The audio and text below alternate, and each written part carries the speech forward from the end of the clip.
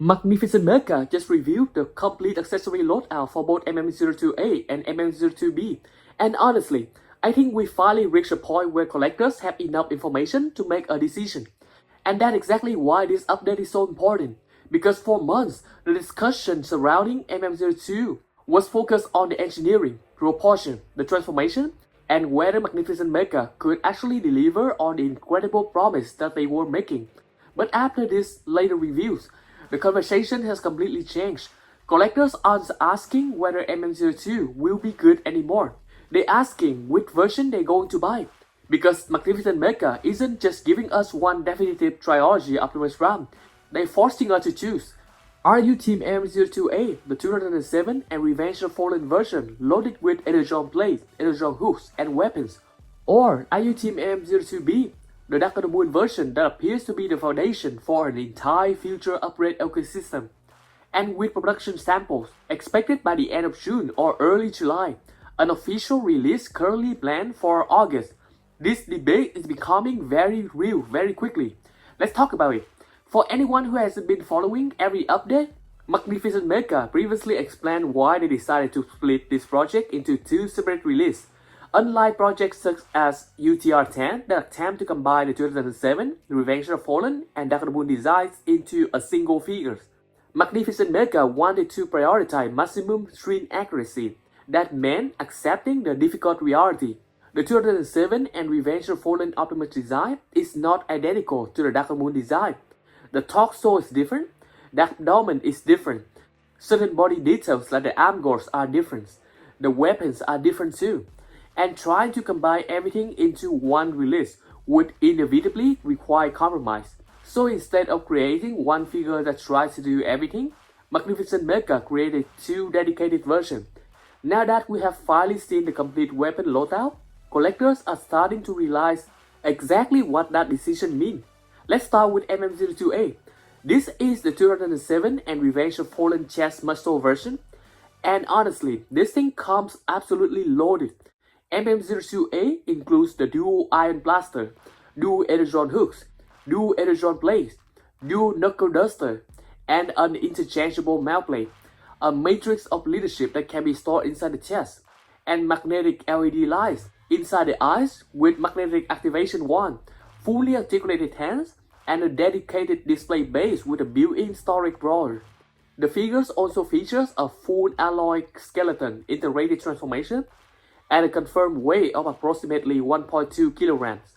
When you look at everything included, it's easy to understand why so many collectors immediately started leaning toward MM-02A.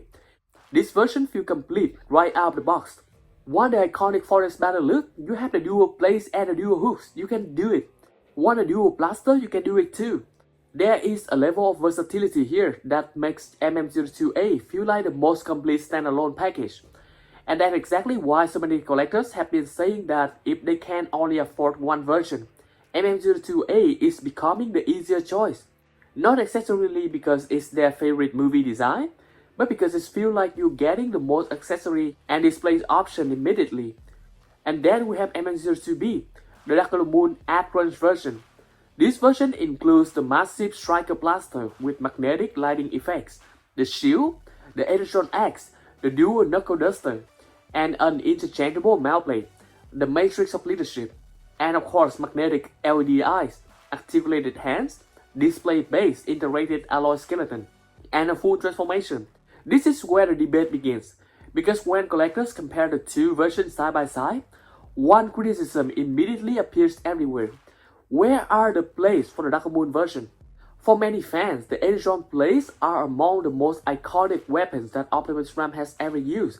Some collectors even admitted that the missing plates alone pushed them toward the MM-02A. Others question why Magnificent Mecha didn't include at least one handheld blade with the Dark of the Moon version. And honestly, I understand that criticism. When you're spending this kind of money on a premium Optimus Prime figures, every accessory matters, especially when the other version appears to offer significantly more weapons. But then, Magnificent Mecha revealed something that completely changed the conversation.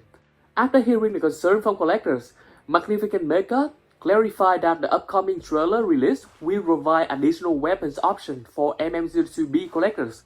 And suddenly the entire discussion became much more interesting. Because now it sounds like MM-02B was never intended to be viewed as a complete package on its own. Instead, it appears to be the foundation for a much larger Dark on the Moon experience. According to Magnificent Mecha, the upcoming trailer won't simply be a trailer. It will transform into the JetWing system. It will transform into the massive weapon ring or the battle station configuration seen in the Dark on the Moon. But they also noticed that it might not be perfect, so they might have some performing features coming into that set too. The trailer won't be perfect for both of these two, JetWing system and a massive weapon ring. But still, that's really good. And according to the comments, additional weapons will be included to help you out that weapon ring or battle station setup. In other words, the missing weapons may not actually be missing at all. They may simply be reserved for the future Dark on the Moon expansion ecosystem. And honestly, from a movie accuracy perspective, that makes perfect sense. The Dark on the Moon weapon ring wasn't empty. It was loaded with equipment and weapons. If Magnificent Mecha is trying to recreate that faithfully, then it makes sense for some of those weapons to be included with the trailer rather than the base figures. However, this raises another problem. The cost. Because every single update makes the trailer sound more ambitious. We're talking about a transforming trailer, a JetWing system, a weapon ring or battle station, and additional weapons, compatibility with the display base. At this point, many collectors are already preparing themselves mentally for a very expensive expansion set. So while this update is reassuring for MM-02B collectors, it also creates a new reality. MM-02A feels complete immediately. MM-02B feels like an investment into a future ecosystem. And that might be the biggest difference between these two releases. One version gives you everything now, the other version promises something even bigger later. But still, if you consider that the 2007 is also the Revenge of Fallen version, then technically MM-02A will be missing the Jetfire upgrade too. But still, if you only look at the 2007 design, then MM-02A is the full package. Another interesting detail that many collectors almost miss involves the head sculpt. Some eagle-eyed fans noticed that Magnificent Mecha has continued refining the head even this late into development. The most noticeable change is additional or small Cybertron tattoo details located on the blue side section of Optimus Prime mask on both sides. Earlier version didn't include these details. First, Magnificent Mecha improved the head sculpt itself. Now they have added even more shrink accurate detailing. And honestly, I think that's significant, because it shows that Magnificent Mecha is still actively refining the figures despite production sample potentially being only weeks away. Most companies would be locking everything down at this stage. Instead, Magnificent Mecha continue making small improvements wherever possible, whether it's an updated head sculpt, additional facial detailing, or the newly added Cybertronian marking. The company seems determined to squeeze every last bit of accuracy out of this project before production begins. A few months ago, people were questioning whether Magnificent Mecha could actually pull this off. Now, almost nobody is questioning the project itself. People aren't debating whether MM-02 looks incredible. People aren't debating whether it can compete with other movie Optimus Prime figures. Instead, everyone is debating the same thing. Which version do I choose? Do I choose MM-02A because it feels like the most complete package? Or do I choose MM-02B because I love the Dark on the Moon design and plan to build the full trailers, JetWing and weapon ring setup? So now I want to hear from you. If you could only choose one version, which version are you buying?